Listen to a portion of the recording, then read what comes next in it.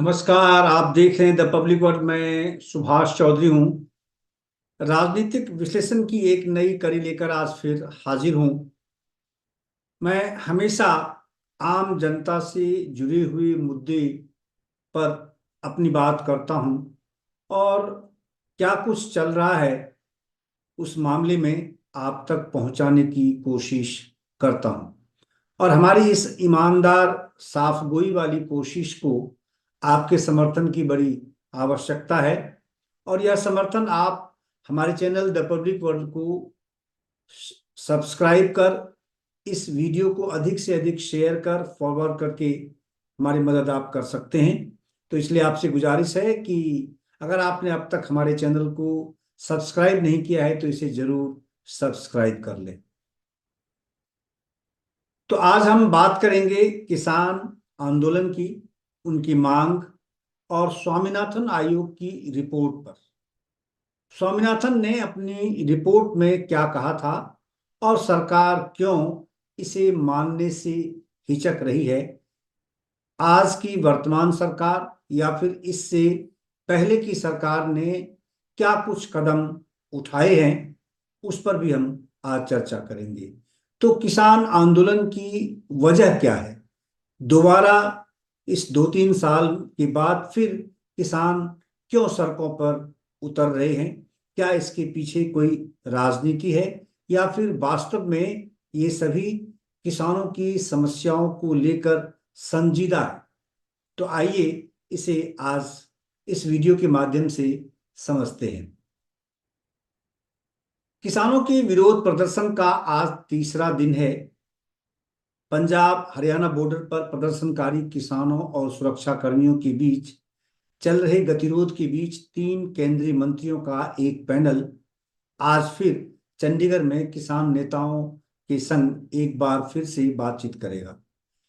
आज शाम 5 बजे केंद्रीय मंत्री अर्जुन मुंडा, यानी कृषि मंत्री है, जिनके पास कृषि मंत्री का प्रभार भी है, वाणिज्य मंत्री पीयूष गोयल और गृह राज्य मंत्री नित्यानंद राय उनकी मांगों पर चर्चा के लिए शाम 5 बजे चंडीगढ़ में फिर बैठक करेंगे।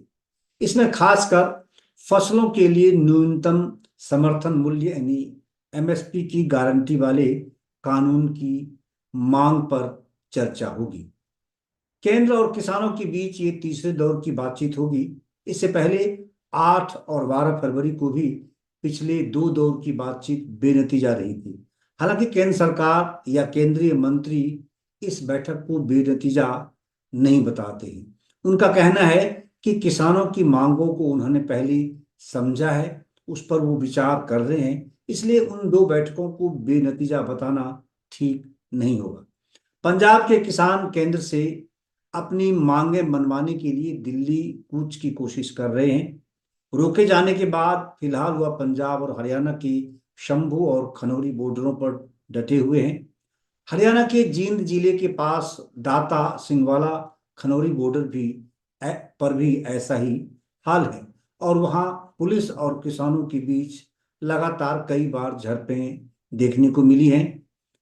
एक तरफ किसान जबरन बैरिकेड्स को तोड़कर अंदर घुसने की कोशिश करते हैं, आगे बढ़ने की कोशिश करते हैं, तो दूसरी तरफ पुलिस बल कानून व्यवस्था को बनाए रखने की दृष्टि से उन्हें रोकने के लिए आंसू गैस के गोले भी छोड़ रहे हैं।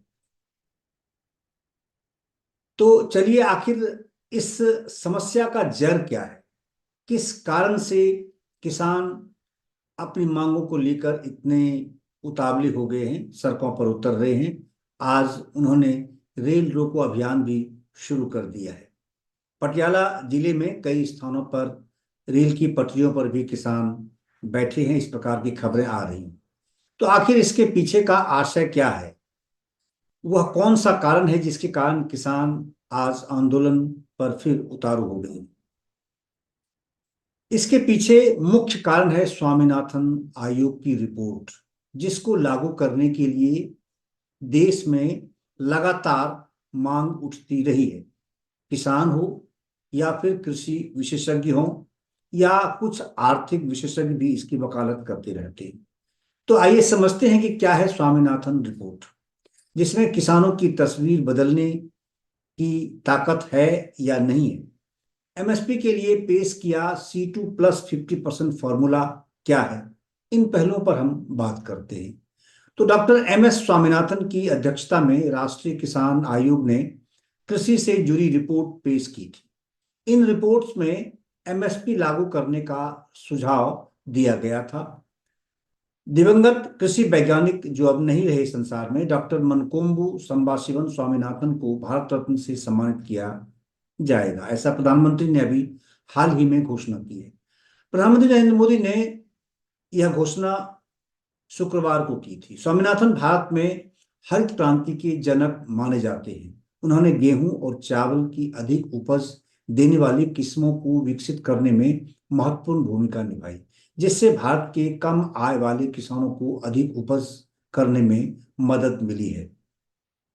इतना ही नहीं, उन्होंने देश के लिए खाद्य सुरक्षा भी सुनिश्चित की। उन्हें एक ऐसे व्यक्ति के रूप में जाना जाता है जिसने भारत को भूख के ट्रैप से बाहर निकाला। यानी एक जमाना था जब भारत अपने लोगों का पेट भरने के लिए अमेरिकी अनाज पर निर्भर रहता था, दुनिया के देशों से अनाज खरीदता था।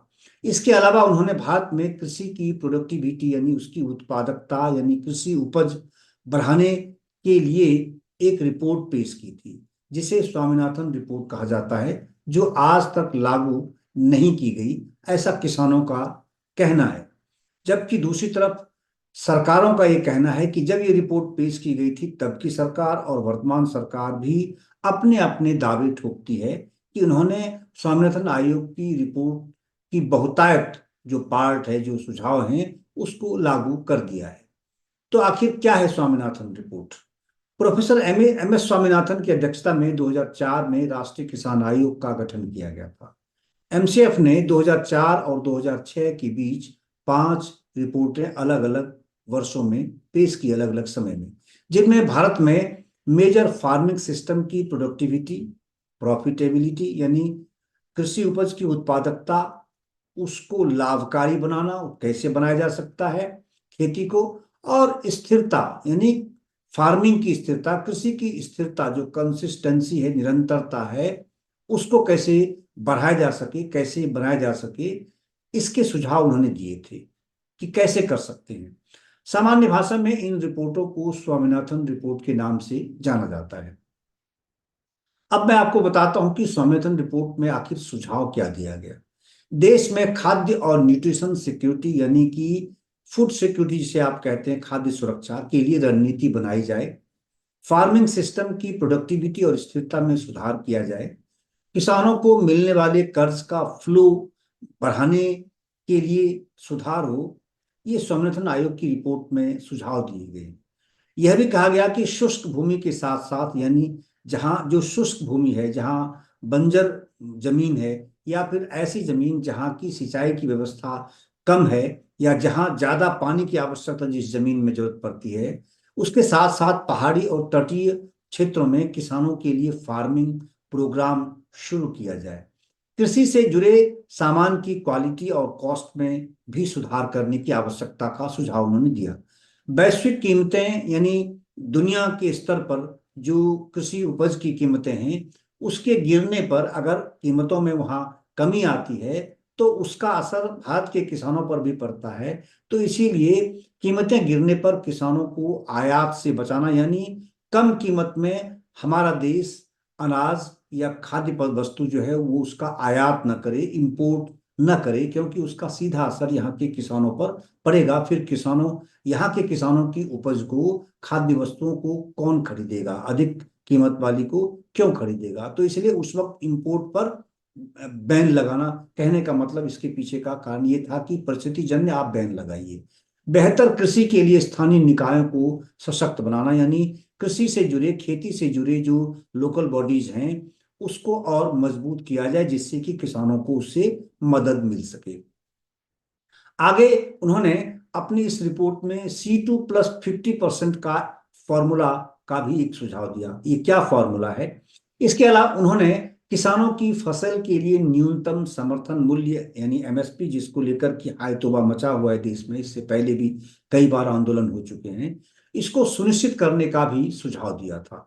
इसमें उन्होंने C2+50% फॉर्मूला, इसको कहा जाता है, इसको लागू करने के लिए कहा। रिपोर्ट में किसानों को उनकी फसल की औसत लागत से कम 50% अधिक MSP देने का सुझाव दिया था। ये C2+50% फॉर्मूला यही है कि यानी औसत आप एवरेज लागत निकाल लें कि 1 एकड़ जमीन पर कितनी एक खेती करने में, कोई भी फसल की खेती करने में, चाहे रबी हो या खरीफ फसल हो, खेती करने में कितनी लागत होती है, कितना खर्च आता है, तो उसका औसत खर्च एक मान लिया जाए और उस पर 50% जो है उसकी कीमत बढ़ा करके तब उसको MSP तय किया जाए, उस कीमत पर सरकार उनसे अनाज खरीद ले। ये उनका सुझाव था, लेकिन अब तक यह लागू नहीं हो सकी है। ये दुर्भाग्यपूर्ण स्थिति है कि ये रिपोर्ट कब आई और आज आंदोलन अब हो रहे हैं। अब इस प्रकार से अब की सरकार को, वर्तमान सरकार को इसके लिए दोषी ठहराया जा रहा है और उनके नाक में दम कर रखा है, खासकर पंजाब के किसानों ने। तो अब तक ये रिपोर्ट लागू नहीं हुई, ये चौंकाने वाली बात है। और आज जो तब सरकार में पार्टी थी, आज वो इस बात की गारंटी देते हैं कि अब अगर वो सत्ता में आते हैं तो आते ही पहला काम यही करेंगे कि वो MSP की कानूनी गारंटी देगी। तब क्यों नहीं दिया? तब तो तब की सरकार ने, तब के कृषि मंत्री ने इसे लागू करने से मना कर दिया था। क्या कहा था? स्वामीनाथन रिपोर्ट की सिफारिशों को राष्ट्रीय किसान नीति 2007 में शामिल नहीं किया गया था। 2007 में कौन सरकार में कौन सी पार्टी थी? कांग्रेस पार्टी थी। उस वक्त की प्रधानमंत्री कौन थी? डॉक्टर मनमोहन सिंह थे। तो और UPA की चेयरपर्सन कौन थी? सोनिया गांधी थी। राहुल गांधी तब भी सांसद थे कांग्रेस पार्टी की ओर से लोकसभा में। उस समय केंद्र में मनमोहन सिंह की सरकार थी। हालांकि रिपोर्ट पेश किए जाने के बाद मनमोहन सिंह सरकार 8 साल तक सत्ता में रही है। ये विचारणीय तथ्य, सोचनीय तथ्य है, इस पर गौर करना जरूरी है कि जिस सरकार ने स्वामीनाथन आयोग का गठन किया और गठन करने के बाद उनके ही कार्यकाल में ये 5-6 रिपोर्ट्स आ गई स्वामीनाथन की ओर से, और उसके बाद 8 साल और सरकार रही, वही उसी पार्टी की सरकार रही इस देश में, लेकिन इसको राष्ट्रीय कृषि नीति में शामिल नहीं किया गया और इसे लागू नहीं किया गया। लेकिन अब सारा जो ठीकरा है वो वर्तमान सरकार की सिर फोड़ने की कोशिश की जा रही है। मोदी सरकार का MSP बढ़ाने का दावा, अब इस बीच अब जो वर्तमान सरकार है उन्होंने कहा कि हमने स्वामीनाथन आयोग की सिफारिश को ध्यान में रखते ही, उसके मद्देनजर जो फॉर्मूला उसमें दिया गया है उसको ध्यान में रखते हुए ही हमने MSP बढ़ाने की कोशिश की है, MSP हम बढ़ा रहे हैं। तो मोदी सरकार ने दावा किया कि उसने 2018-19 के लिए सभी खरीफ और रबी फसलों और अन्य वाणिज्यिक फसलों के लिए MSP में वृद्धि की है, और ये उस वक्त का बयान था। उसके बाद फिर धीरे धीरे आगे हर साल MSP में वृद्धि की घोषणा केंद्र सरकार की ओर से की जाती है। इसमें क्योंकि यह सब्जेक्ट राज्य सरकार का है, तो राज्य सरकारें भी स्वयं हस्तक्षेप करती हैं और खुद भी उसमें कीमतों में वृद्धि की घोषणा करती है। उसमें उत्पादन लागत पर कम से कम 50% का रिटर्न मिलेगा, ऐसा मोदी सरकार का कहना है कि जो उन्होंने MSP का अब फॉर्मूला बनाया है निर्धारित करने का या उसमें वृद्धि करने का, उसमें 50% का रिटर्न अवश्य किसानों को मिलेगा। वहीं किसानों का दावा है कि सरकार अपना फॉर्मूला लागू करती है, लेकिन जो स्वामीनाथन आयोग ने फॉर्मूला दिया था उस पर अमल नहीं करती है। इससे MSP काफी कम हो जाती है, किसानों का यह कहना, उनकी शिकायत ये है। अब किसानों की औसत आय की बात अगर हम करें, क्योंकि सारा फंडा इसी बात को लेकर है कि किसानों की औसत आय कैसे बढ़ाई जाए, इसी बात को लेकर 2004 से लेकर 2014 तक यानी 10 साल डॉक्टर मनमोहन सिंह प्रधानमंत्री रहे, कांग्रेस पार्टी शासन में रही पूरी तरह एक छत्र, और वो भी इस प्रकार के दावे करती रही। आज वर्तमान सरकार भी ये कह रही है कि हमने किसानों की औसत आय बढ़ाने के कई कदम उठाए हैं और इसको ध्यान में रखते हुए ही उन्होंने MSP में वृद्धि की बात कही है। तो किसान सभी पार्टियों के लिए महत्वपूर्ण वोट बैंक है, इसमें कोई दो राय नहीं, इसीलिए उनका राग हमेशा अलापते हैं। देश में किसानों की संख्या लगभग 15 करोड़ है। कृषि परिवारों की औसत मासिक आय की बात करें तो 2002-03 में किसान के परिवार की कुल आय औसतन 2115 रुपये महीने थी, बहुत न्यूनतम है, जो अगले 10 साल में बढ़कर 6426 हो गई। वहीं 2015-16 में किसान परिवार की औसतन आय 8069 रुपये महीना हो गई, जो 2018-19 में 10,218 रुपये प्रति माह पहुंच गई थी। इसके आगे भी और मोदी सरकार वृद्धि का ही दावा करती रही है। यानी वो कहते हैं कि एमएसपी लागू करने के बाद जो उन्होंने फॉर्मूला लागू किया, उससे किसानों की आय दोगुनी हुई है। यही दावा वो लगातार करते थे कि हम इसी पर फोकस कर रहे हैं, और उस दिशा में उन्हें कामयाबी मिली है। अब एमएसपी का फॉर्मूला क्या है? फिलहाल सरकार 22 अनिवार्य कृषि फसलों के लिए न्यूनतम समर्थन मूल्य तय करती है। 22 यानी 22 ऐसे कृषि उपज हैं, ऐसे फसल हैं जिनके लिए कि सरकार एमएसपी निर्धारित करती है। यानी उसके आधार पर सरकार खरीद करती, उससे कम कीमत पर उन उपजों की खरीद या बिक्री नहीं होगी। इसमें सीएसीपी की सिफारिशों के आधार पर गन्ने के लिए उचित मूल्य तय किए जाते हैं। इसे राज्य सरकारों और संबंधित केंद्रीय मंत्रालयों, उसके विभागों के साथ विचार करने के बाद इसे लागू किया जाता है। साल 1966-67 में यह पहली बार था कि केंद्र सरकार ने एमएसपी लागू किया था। पहली बार, उससे पहले एमएसपी की बात इस देश में नहीं होती थी। पहली बार गेहूं की कीमत 54 रुपये प्रति क्विंटल एमएसपी तय की गई थी। एक जमाना था जब मात्र 54 रुपये प्रति क्विंटल एमएसपी इस देश में गेहूं की कीमत तय की गई थी।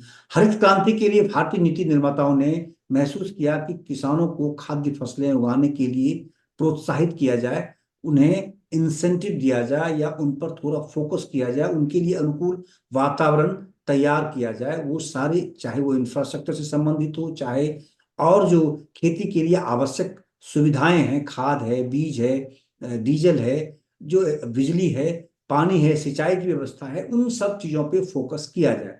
तो साल 2010 में कृषि राज्य मंत्री केवी थॉमस ने भारतीय जनता पार्टी के तब के सांसद प्रकाश जावड़ेकर द्वारा पूछे गए एक सवाल के जवाब में राज्यसभा में कहा था कि आयोग की सिफारिश को सरकार ने स्वीकार नहीं किया है। ये बड़ी चौंकाने वाली बात है, जिसको जानना बहुत जरूरी है कि ये कहानी आज की नहीं है, ये लंबे समय से चल रही है, कांग्रेस के जमाने से लंबित ये कहानी है। तो इसलिए इसको जानना बहुत जरूरी है, क्योंकि एमएसपी उन्होंने कहा था, क्योंकि एमएसपी की सिफारिश कृषि लागत और मूल्य आयोग यानी सीएसीपी द्वारा उद्देश्य मानदंडों के आधार पर विचार करते हुए ही की जाती है। इसलिए लागत पर कम से कम 50% की वृद्धि निर्धारित करना बाजार को विकृत कर सकता है। ये तब के कृषि मंत्री का कहना था कि अगर हम स्वामीनाथन आयोग की सिफारिश के आधार पर अगर हमने एमएसपी लागू कर दिया तो इससे बाजार चरमरा जाएगा, मतलब उसकी हालत बिल्कुल बिगड़ जाएगी।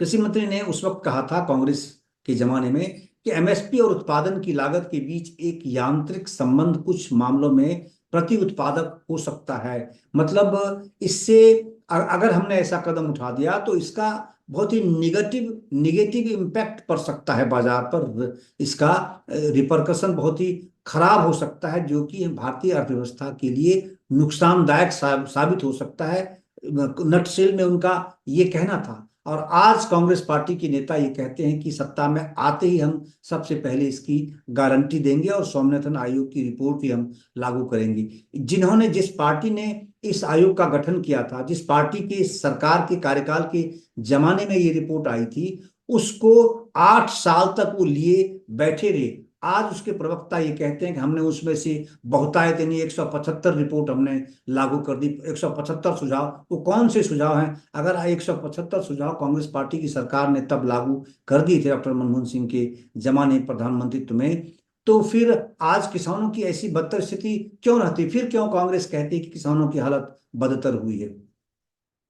तो स्वामीनाथन कमीशन के अनुसार एमएसपी की गारंटी देने की बात उसमें कही गई थी। तो पिछले दिनों एक रैली के दौरान कांग्रेस सांसद राहुल गांधी ने कहा था कि अगर उनकी सरकार बनती है तो वो किसानों को स्वामीनाथन कमीशन के अनुसार एमएसपी की गारंटी देंगे। लेकिन उस वक्त जब लोकसभा में सांसद थे राहुल गांधी, जिन्होंने कभी एक भ्रष्टाचार से संबंधित एक ऑर्डिनेंस लाया गया था कि भ्रष्टाचार में अगर किसी को सजा हो जाती है, 1 साल 2 साल की सजा हो जाती है, तो उस समय सीमा को या उसको न्यूनतम उससे उससे कम वाले सजा को या उससे उस 2 साल तक की सजा वाले जो राजनेता हैं उसको चुनाव से प्रतिबंधित लड़ने से प्रतिबंधित नहीं किया जा सकता। कुछ इस तरह के ऑर्डिनेंस मनमोहन सरकार सरकार लेकर आई थी अपने सहयोगी दलों को मोबिलाइज करने के लिए। उसमें लालू प्रसाद यादव बिहार के थे और भी कई लोग थे इस तरह के।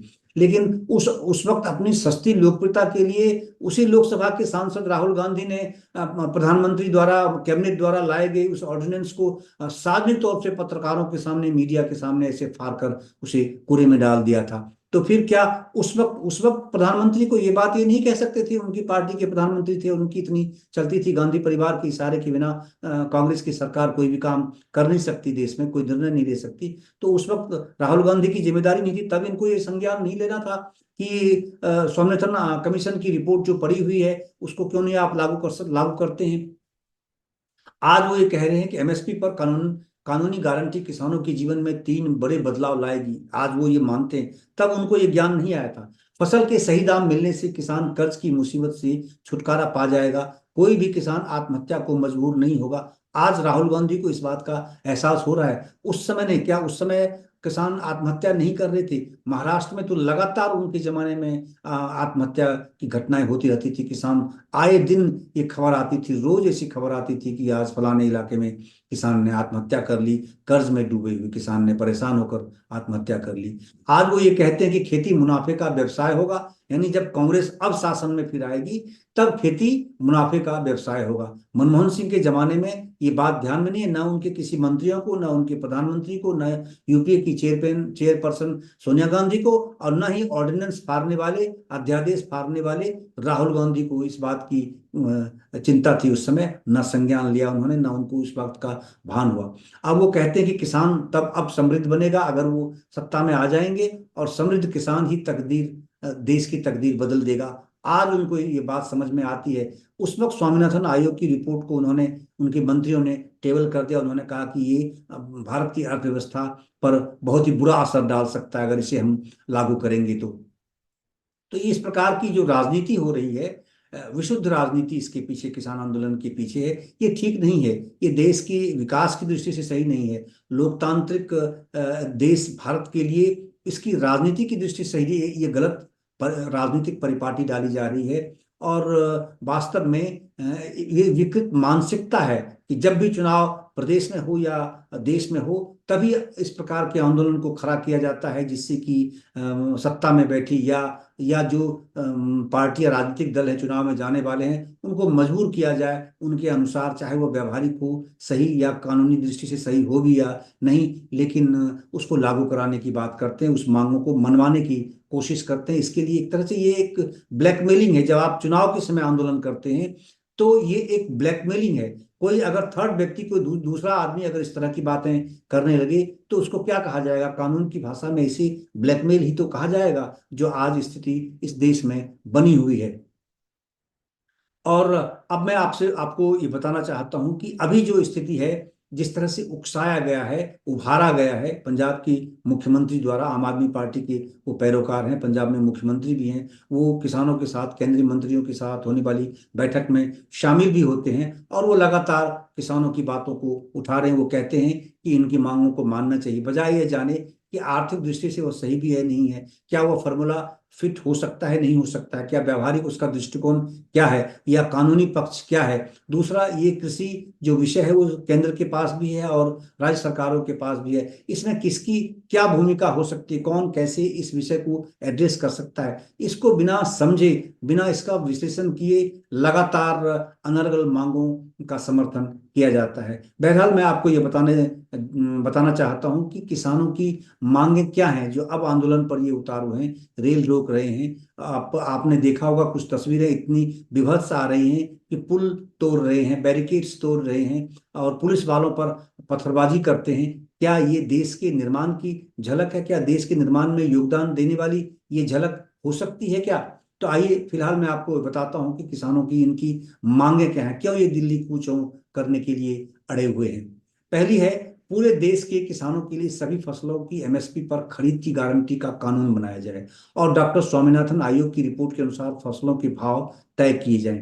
इस पर मैं पहले ही आपको काफी बातें बता चुका हूं कि वो फॉर्मूला क्या है। दूसरा, किसानों और मजदूरों की पूर्ण कर्ज मुक्ति की जाए। इसको लेकर के पहले की सरकार ही संवेदनशील नहीं रही, जिसके कारण से ये हालात बने हैं।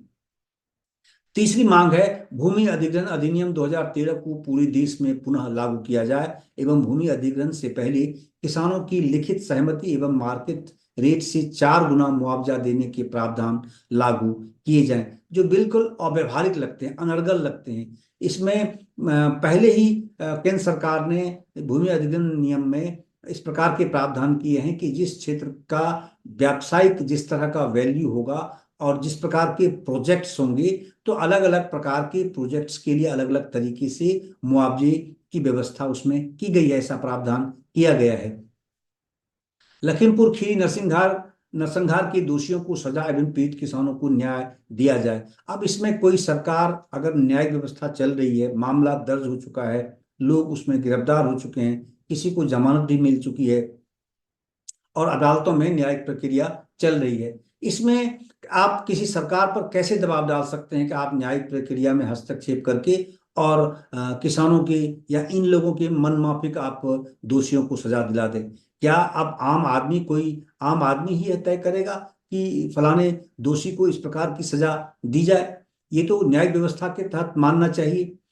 पांचवी मांग है भारत विश्व व्यापार संगठन से बाहर आए एवं सभी मुक्त व्यापार समझौतों पर रोक लगाई जाए। क्या यह आज की परिस्थिति में दुनिया के साथ आप जुड़े रहना चाहते हो? जब आप दुनिया के मार्केट के साथ जुड़े रहना चाहते हो, तो आप कैसे कह सकते हो कि आप डब्ल्यूटीओ से सीधा सीधा भारत बाहर आ सकता है? क्या यह मांग सही है? यह अनर्गल मांग नहीं कहा जा सकता? क्या ये सरकार को अनावश्यक अंतर्राष्ट्रीय पैमाने पर आप खुद ही अपने सरकार की छालेदार करना चाहते हैं, किरकिरी करना चाहते हैं?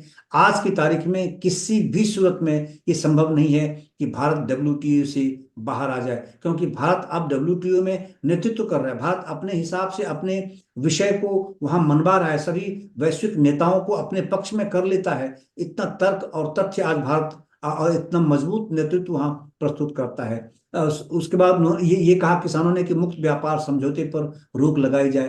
कैसे कैसे आप एक तरफा रोक लगा सकते हैं? आप अगर किसी एग्रीमेंट से जुड़े हुए हैं, कैसे लगा सकते हैं? और किसानों को यह बात समझनी चाहिए कि जो कांग्रेस पार्टी, आज राहुल गांधी ये कह रहे हैं कि हम आते ही आपकी किस्मत बदल देंगे अपनी पहली कलम से, तो फिर उनको ये पूछना चाहिए उनसे कि मुक्त व्यापार समझौते की शुरुआत कब हुई थी? डब्ल्यूटीओ से कौन सी सरकार सबसे पहले कदम आगे बढ़ाकर जुड़ी थी? कौन वकालत सबसे ज्यादा करती थी? पिछला 10 साल डॉक्टर मनमोहन सिंह के प्रधानमंत्रित्व में क्या कुछ हुआ डब्ल्यूटीओ को लेकर के, मुक्त व्यापार समझौते को लेकर, और किस प्रकार के अनर्गल समझौते पर उन्होंने दस्तखत किया था, जिसको हाल की सरकार ने, वर्तमान सरकार ने काफी उसमें सुधार करने की, अपने मतलब के अनुसार, अपने किसान के अनुसार, अपने देश के लाभ के अनुसार उन्होंने उसमें सुधार कराने की कोशिश की, उसे मजबूर किया उस संस्था को। फिर आप किस बिना पर ये बात आज कहते हैं?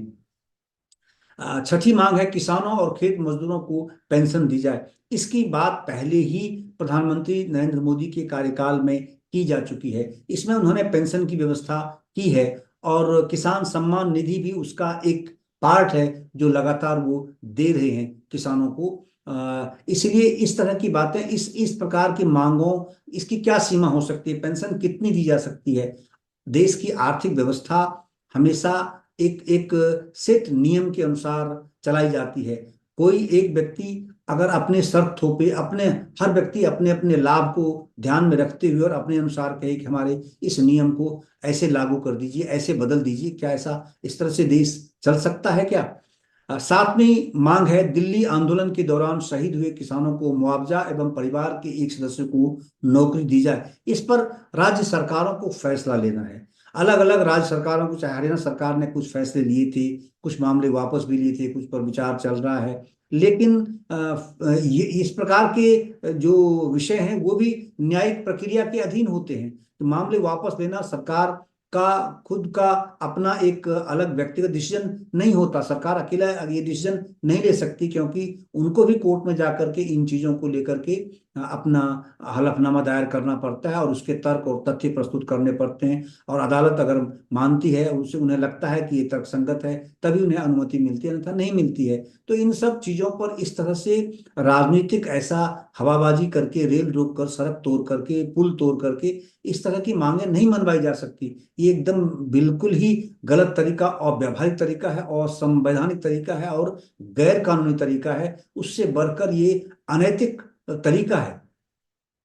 आठवीं मांग है विद्युत संशोधन विधेयक 2020 को रद्द किया जाए। अब अगर तीन कृषि कानूनों को प्रधानमंत्री को वापस लेना पड़ा किसी कारण से, इसकी संवेदनशीलता को समझते हुए, तो फिर अब एक नया विधेयक सामने आ गया है कि इस विधेयक को अब रद्द किया जाए, यानी इस कानून को रद्द किया जाए। मनरेगा के तहत प्रतिवर्ष 200 दिन का रोजगार, 700 रुपये का मजदूरी भत्ता दिया जाए, और मनरेगा को खेती के साथ जोड़ा जाए। 700 रुपये प्रतिदिन का मजदूरी भत्ता अगर तय किया जाएगा तो किसान ही करा उठेंगे, ये कहाँ से होगा? लेकिन उनका तर्क है, वो कहते हैं कि मनरेगा को कृषि के साथ जोड़ा जाए, ये ठीक नहीं है। इसको जो डेवलपमेंटल वर्क्स हैं, इंफ्रास्ट्रक्चरल वर्क्स हैं उसके साथ जोड़ा गया है, और ये सही कदम है। मनरेगा की कौन लेकर आई थी? कांग्रेस लेकर आई थी। तब क्यों ये मुद्दा किसानों ने नहीं उठाया था? तब तब राहुल गांधी ने इस पर क्यों नहीं ध्यान दिया था? तब उन्होंने क्यों नहीं सोचा था कि हम इस प्रकार 200 दिन का रोजगार की गारंटी दे दें, और मनरेगा में और 700 रुपये की मजदूरी, उसका भत्ता हम बढ़ा दें, और इसको खेती के साथ जोड़ दें? तभी इनको सोचना चाहिए था। इतने बड़े बड़े आर्थिक विशेषज्ञ उस पार्टी में हैं, वित्त मंत्री रहे हैं या पूर्व वित्त मंत्री रहे हैं, ऐसे लोग हैं, और बहुत सारे आर्थिक विशेषज्ञ उनकी पार्टी से जुड़े भी हैं। बहुत सारे पूर्व रिजर्व बैंक के गवर्नर भी उनके साथ जुड़े हुए हैं, जो लगातार उनसे तबादला ख्याल करते हैं, आर्थिक विषयों पर चर्चा करते रहते हैं। तब उन्होंने ये ज्ञान उनकी पार्टी को नहीं दिया गया था? अनर्गल बातें करते हैं, जानबूझकर राजनीतिक इस तरह से वातावरण तैयार किया जा रहा है कि लोकसभा चुनाव 2024 में जो पार्टी की जमीन पूरी तरह से पहले से खिसक चुकी है, 4 राज्यों 5 राज्यों की विधानसभा चुनाव में एक में वो जीती है और सब जगह उनकी किरकिरी हो गई है, उससे वो बचने के लिए, अपनी जान बचाने के लिए, अपने अस्तित्व को बचाए रखने के लिए इस प्रकार की अनर्गल बातें वो करते हैं, और इस प्रकार की अनर्गल अनैतिक मांग को वो समर्थन कर रहे हैं। 10वीं मांग है नकली बीज, कीटनाशक दवाइयां और खाद बनाने वाली कंपनियों पर सख्त दंड और जुर्माना लगाने के प्रावधान तय किए जाएं, और बीजों की गुणवत्ता में सुधार किए जाएं। ये वाजिब मांग है। इस पर सरकार, कौन ऐसी संवेदनशील सरकार होगी जो इसे नहीं मानेगी? मैं मानता हूं कि प्रक्रिया इस मामले में तो बहुत सारे प्रावधान पहले से हैं, कि अगर आप नकली बीज बेचते हैं, कीटनाशक दवाइयां अगर आप नकली बेचते हैं, खाद अगर आपने नकली बेचा, तो इसको लेकर के तो कई सारे प्रावधान हैं। हाँ, इसे और सख्त बनाया जा सकता है। अगर किसान मांग कर रहे हैं तो इसे सख्त बनाया जा सकता है। इसमें मुझे नहीं लगता कि सरकार को कोई आपत्ति इस मांग को मानने में होगी।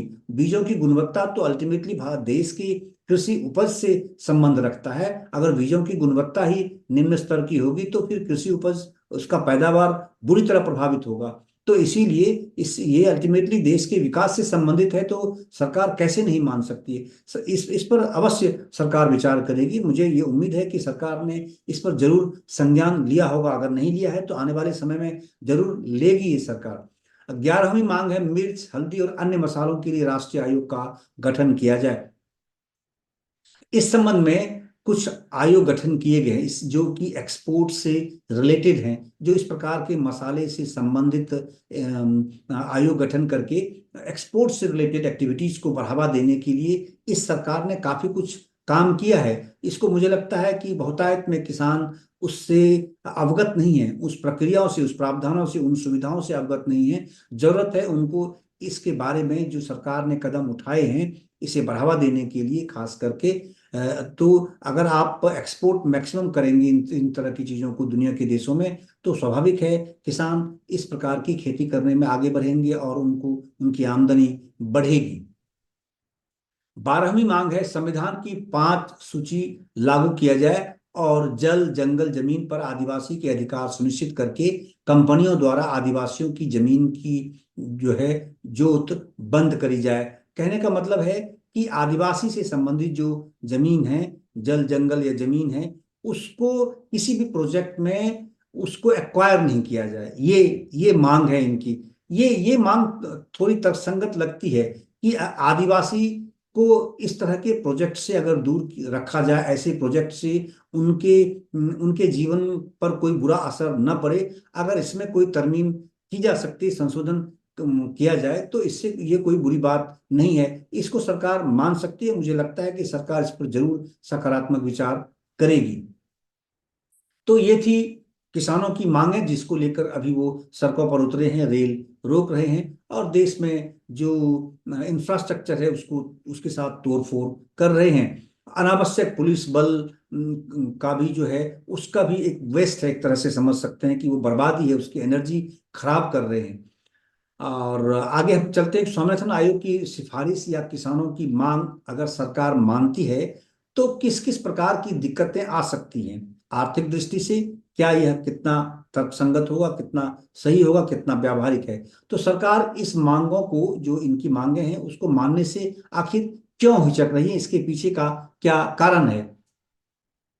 खरीफ खरीफ और रबी फसलों के लिए एमएसपी का मतलब होगा कि सरकार एक निश्चित मूल्य निर्धारित करेगी, ताकि किसानों को उनकी फसल की मात्रा और गुणवत्ता की परवाह किए बिना एक निश्चित आय मिले।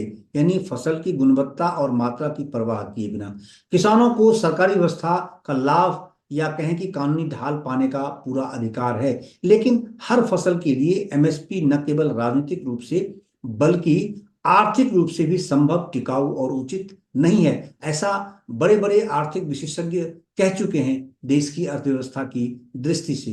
तो सबसे पहले आर्थिक नतीजों की अगर हम बात करें, तो किसानों की मांग और सरकार के एमएसपी आवंटन के बीच वर्षों से एक बड़ा अंतर मौजूद रहा है। वित्त वर्ष 2020 में कृषि उपज का बाजार मूल्य 10 लाख करोड़ रुपए रहा, और इसमें एमएसपी के दायरे में आने वाली सभी 24 फसलें शामिल की गई थी। पहले 22 थी, उसे 24 की गई वर्तमान सरकार के कार्यकाल में। हालांकि उस वर्ष कुल एमएसपी खरीद 2.5 लाख करोड़ रुपए की ही थी, जो यह एमएसपी के तहत खरीद कुल उपज का सिर्फ 25% ही है। यदि सरकार किसानों की कानून बनाने की मांग को मान लेती है, जिसे जिससे उसे एमएसपी की गारंटी मिल जाती है, तो सरकारी खजाने पर सालाना कम से कम 10 लाख करोड़ रुपए का अतिरिक्त बोझ पड़ेगा, यानी खर्च बढ़ेगा। विशेष रूप से यह राशि बुनियादी ढांचे के विकास के लिए इस साल अंतरिम बजट में केंद्र सरकार के 11.11 लाख करोड़ रुपए के आवंटन के लगभग बराबर है। इसके अलावा यह राशि पिछले 7 वित्तीय वर्षों, यानी 2016 से 2023 में बुनियादी ढांचे पर वार्षिक औसत व्यय 67 लाख करोड़ रुपए से अधिक है।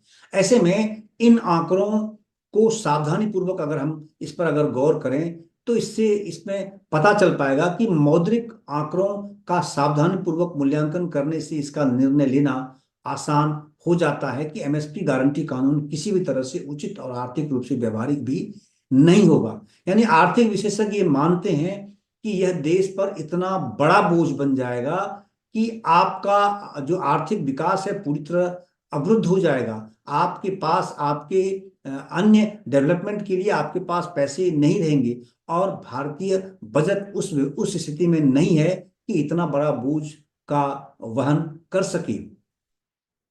और इसके इसके पीछे जब आप किसी चीज को इन्वेस्ट करते हैं, तो उससे उसकी उत्पादकता और उसकी प्रॉफिटेबिलिटी को भी देखा जाता है। आगे आने वाले समय में जो आर्थिक इकोनॉमिक जो साइकिल चलते हैं, अलग अलग स्टेप से खरीदने और बेचने का, डिमांड और सप्लाई का जो चेन है, उस पर भी बहुत बुरा असर इससे पड़ सकता है। तो इसीलिए उन सारे दृष्टिकोण को देखते हुए ही आर्थिक विशेषज्ञ और सरकार ने इस दिशा में कदम आगे नहीं बढ़ाया, और आगे बढ़ाना ठीक नहीं समझा है। तो लेकिन राजनीतिक रूप से भले ही सरकार किसानों के विरोध के आगे झुक जाए और सभी फसलों के लिए एमएसपी गारंटी पर सहमत हो जाए, लेकिन उसके लिए हर साल उसे 10 लाख करोड़ रुपए निर्धारित करने की आवश्यकता होगी। इस तरह से इसके लिए धन को जुटाने के लिए सरकार को रक्षा खरीद और देश के बुनियादी ढांचे के विकास पर खर्च में कटौती करनी होगी, या फिर करदाताओं पर अतिरिक्त बोझ डालना होगा। यानी अगर आपको इससे बाहर निकलना है, तो फिर आपको देशवासियों पर और अलग अलग प्रकार के टैक्स लगाने पड़ेंगे। क्या ये देश, क्या यहाँ की जनता आज नए नए टैक्स के लिए तैयार है? तो ये भी एक सोचना है। और क्या उस टैक्स के दायरे में फिर किसान नहीं आएंगे, या किसान परिवार के जो अन्य सदस्य हैं वो नहीं आएंगे? क्या उससे महंगाई नहीं बढ़ेगी? तो इसलिए इन सारी चीजों को, अगर जो इकोनॉमिक साइकिल को ठीक से समझता है, अगर उसका बेसिक नॉलेज रखता है, तो कोई भी इस प्रकार की मांग को तत्कालिक दृष्टि से लागू कराने के समर्थन में नहीं खड़ा हो सकता है। आर्थिक विशेषज्ञों का मानना है कि हर साल फसलों की खरीद पर दी जाने वाली गारंटी के लिए 45 लाख करोड़ रुपए के बजट व्यय में से 10 लाख करोड़ रुपए निकालना एक खराब और बेहद बेहद गलत निर्णय होगा। इससे न केवल अर्थव्यवस्था पर बोझ पड़ेगा, बल्कि सरकार को किसान हितैषी कदम उठाने में भी दिक्कत होगी। यानी अन्य जो और दूसरे इंफ्रास्ट्रक्चरल सपोर्ट जो सरकार किसानों को देती है, उसके लिए सरकार के पास पैसे नहीं होंगे, उनके पास फंड्स नहीं होंगे। तो किसानों का विरोध लोकसभा चुनाव 2024 से कुछ महीने पहले हो रहा है, ये समझने की बात है। जबकि सबको पता है कि 17वीं लोकसभा अनिश्चित काल के लिए स्थगित हो गई है। यानी अब देश लोकसभा के चुनाव में जाने को तैयार बैठा है, किसी भी क्षण हो सकता है। निर्वाचन आयोग चुनाव आयोजित कराने की तैयारी में पूरी तरह से पूरा तंत्र अब जुटा हुआ है, पूरा देश उस ओर अब कदम आगे बढ़ा चुका है। और उस समय इस प्रकार के आंदोलन खड़ा करके हाय तौबा मचाना ये कितना सही है? किसी भी तरह से कृषि उपज के लिए एमएसपी पर कानून को अभी मंजूरी नहीं दी जा सकती, ना कानूनी तरीके से ना व्यवहारिक तरीके से, क्योंकि किसी गवर्नमेंट ऑर्डर के द्वारा नहीं दिया जा सकता। अब इस सरकार को न नैतिक अधिकार नहीं है इनके पास कि ये किसी प्रकार का अगर कानून ना पारित करा सके तो ऑर्डिनेंस ला करके और लागू कर दी देश में कोई ऐसी व्यवस्था जिसका कि आर्थिक पक्ष जो है वो इतना इतना पीछे का पक्ष इतना इतना डरावना है कि इससे देश को बहुत बड़ा नुकसान हो सकता है। तो ये सरकार कैसे निर्णय इस तरह से ले सकती है? लेकिन सड़कों पर उतरकर, रेल रोक कर, बस तोड़कर, आग लगाकर, पुल को तोड़ करके, बैरिकेड्स को तोड़ करके, पुलिस पर पत्थरबाजी करके, या राजनीतिक बयानबाजी इस तरह का प्रोवोक करने वाली सिचुएशन पैदा करके इस तरह से आप ब्लैकमेल कर रहे हैं सरकार को, ये ठीक नहीं है। ये देश के हित में नहीं है, ये देश में योगदान देने वाली भूमिका किसी भी सूरत में नहीं हो सकती है।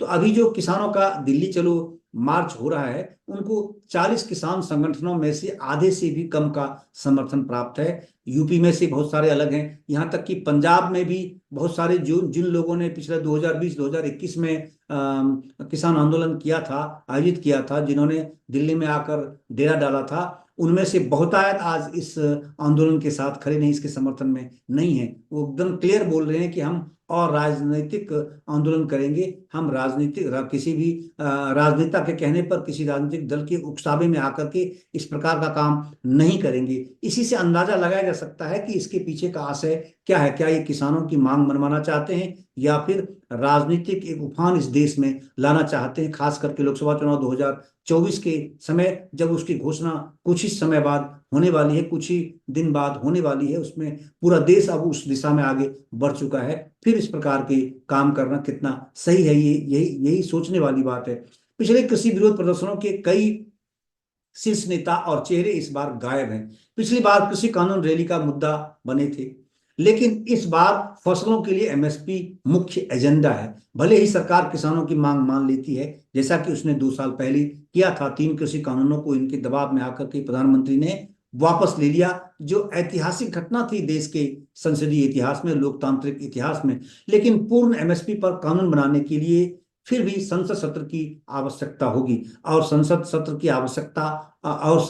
की आवश्यकता जो है, ये आवश्यकता इस प्रकार की है कि बिना उसके बुलाए कानून कैसे पारित कराया जा सकता है? ऐसे में किसानों का यह विरोध 2.0 यानी दूसरा जो ये आंदोलन शुरू हुआ है, किसानों के अधिकारों और न्याय के लिए वास्तविक लड़ाई की बजाय कथित तौर पर विपक्षी राजनीतिक दलों के समर्थन से प्रेरित राजनीतिक प्रदर्शन और प्रायोजित विरोध ज्यादा नजर आ रहा है।